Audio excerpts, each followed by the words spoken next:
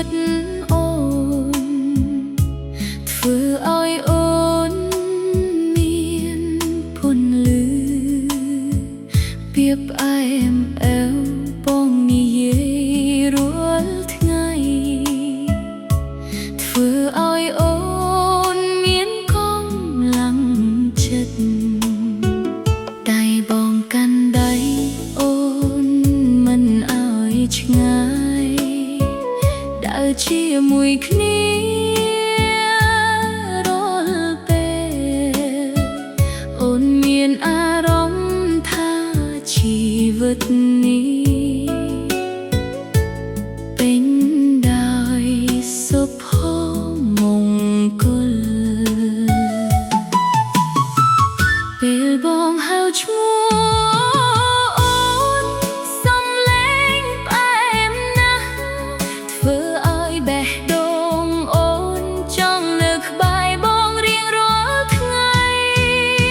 បងជាម្ចាស់ចិត្តអូនក៏ជាម្ចាស់ចិត្តប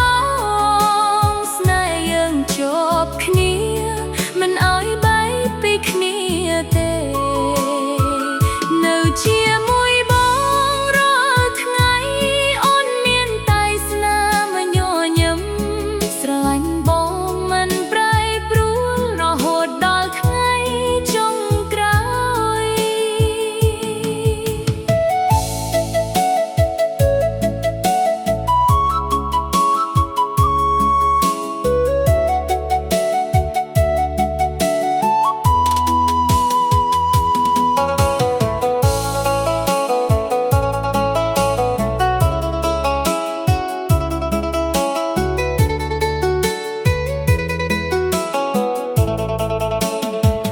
ពេលយើងអង្គុយមើលថ្ងៃលិច